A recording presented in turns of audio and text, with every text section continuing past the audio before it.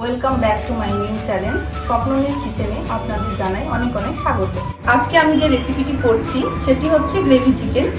এখানে এটি করতে গেলে পরে সাধারণ কিছু ঘরের উপকরণ দিয়ে এগুলো হয়ে যাবে। আজকের উপকরণগুলি হলো আদা কুচি, এখানে রসুন রয়েছে, এখানে মাঝারি সাইজের দুটো পেঁয়াজ কুচানো রয়েছে, এখানে রয়েছে টমেটো কুচি দুটো, আর এখানে একটা গোটা রসুন রয়েছে। মশলার মধ্যে রয়েছে লবণ, আমার বাড়িতে তৈরি একটি মশলা, আর রয়েছে এখানে ব্ল্যাক পেপার, আর রয়েছে কাশ্মীরি লঙ্কা, আর রয়েছে শাহি গরম মশলা, এখানে রয়েছে ফ্যাটানো টক দই, এখানে রয়েছে হলুদ গুঁড়ো, এখানে রয়েছে জিরে বাটা এবং লঙ্কা বাটা। এখানে মাঝারি সাইজের 4টে আলু রয়েছে। আলুটা অপশনাল সম্পূর্ণ, আপনারা দিতেও পারেন নাও দিতে পারেন। আমার বাড়ির বাচ্চারা ভালো খায় সেই জন্য আমি দিয়েছি। এখানে 1 কেজির মতন মাংস রয়েছে। মাংসটা ভালো করে ধুয়ে আমার জল ঝরানো আছে। আমি এই মাংসটা এখন এই বড় জায়গাটিতে ম্যারিনেশনের জন্য রাখবো। একটু বড় পাত্রে ম্যারিনেশন করলে পরে কি হয়, সব জায়গায় ভালোভাবে মাখিয়ে নেওয়া যায়, সুন্দর হয় ম্যারিনেশনটা। আমি সবসময় একটু বড় পাত্রেই ম্যারিনেশন করে থাকি। এতে আমি দিচ্ছি পরিমাণ মতন লবণ, এতে দিচ্ছি হলুদ গুঁড়ো। এই দুটি দিয়ে আগে ভালো করে মেখে নিচ্ছি। তারপরে আমি দেব গোলমরিচের গুঁড়ো, অল্প পরিমাণেই দিলাম।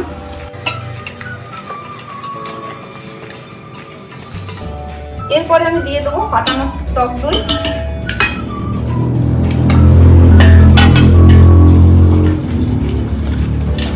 এটা দিয়ে আমি 15 মিনিটের জন্য ঢেকে রেখে দেবো। ততক্ষণে আমি মশলাগুলো করে ফেলবো মিক্সারে। 15 মিনিট পরে আমরা এর মধ্যে দিয়ে দেবো গোটা গরম মশলা। এখানে রয়েছে তেজপাতা, এখানে রয়েছে দারচিনি কয়েক টুকরো, 4-5টা মতো গোটা এলাচ, এখানে রয়েছে লবঙ্গ, এগুলি দিয়ে নেবো। এরপরে আমি দিয়ে নেবো রসুন এবং আদা দুটো একসাথে আমি বেটে নিয়েছিলাম মিক্সারে। পেঁয়াজটা আমি পুরোপুরি বাটা করিনি, আধ বাটা করেছি।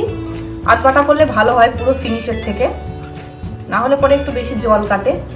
তারপরে হচ্ছে এই টমেটো, গোটা টমেটোগুলো আমি দিয়ে দেবো গোটাই, আর এটা থাকবে ফোড়নের জন্য। এরপরে দিয়ে দেবো জিরে বাটা, লঙ্কা বাটা,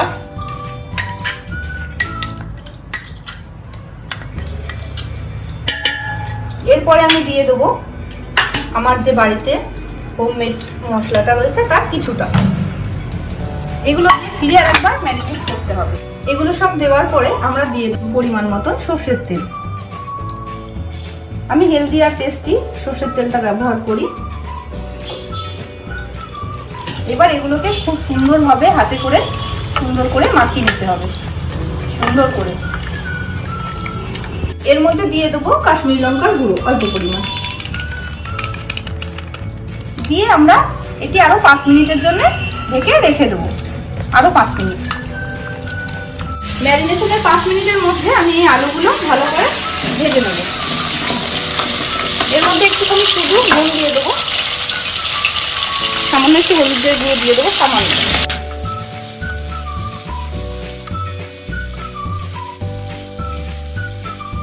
এরপরে পাশে আমি একটা কড়াই বসিয়ে নিয়েছি, কড়াইয়ের মধ্যে দিয়ে দেবো সর্ষের তেল। সর্ষের তেলটা একটু গরম হোক।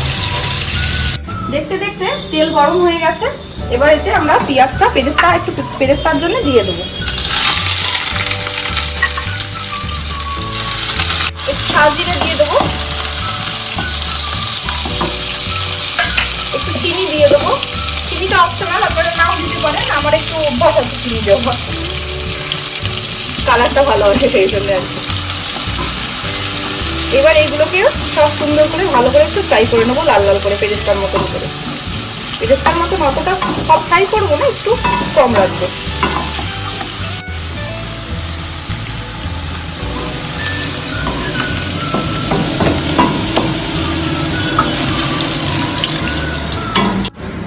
এবার আমি ম্যারিনেশন করা চিকেনটি দিয়ে দেবো।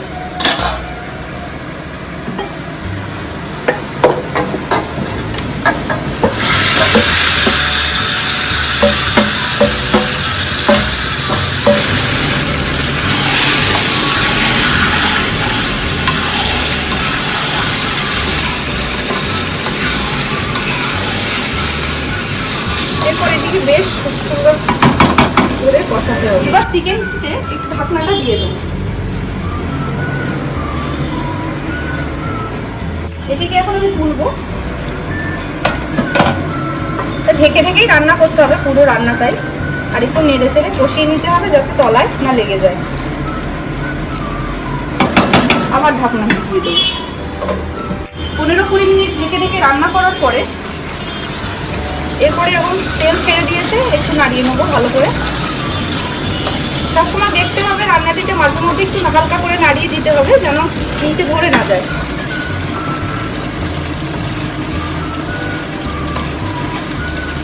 রান্নাতে আমি জল অ্যাড করবো খুবই সামান্য পরিমাণ,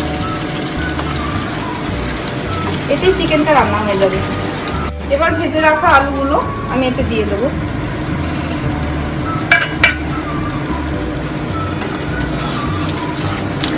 এরপরে বাকিতে একটু জল রেখেছিলাম, এর সাথে একটু জল অ্যাড করবো। একদম বলেছিলাম আমি সামান্য পরিমাণ জল দেব, সে কথা মতোই ছোট বাটি এই 1 বাটি মতো জল আমি দিচ্ছি।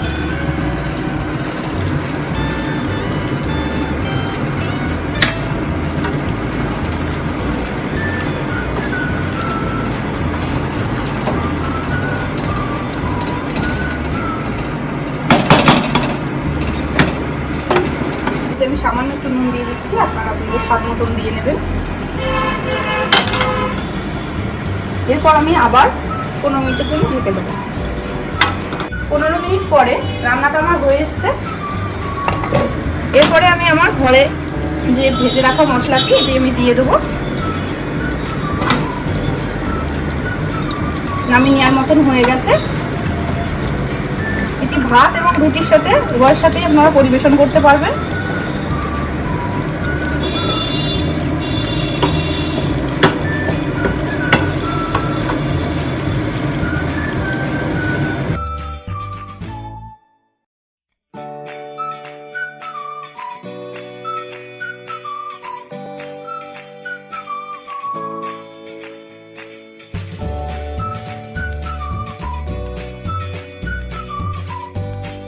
প্লেটে সাজানো হয়ে গেছে।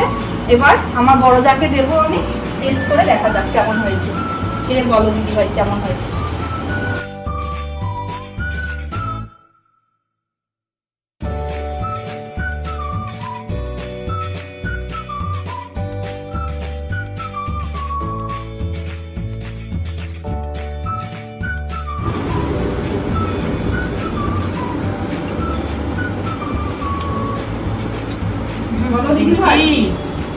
কি দারুণ হয়েছে গো।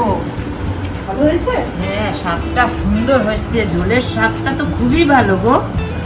চিকেনটা সফট হয়েছে নাকি দেখো তো একটু চিকেনটা। তো নরম হয়েছে।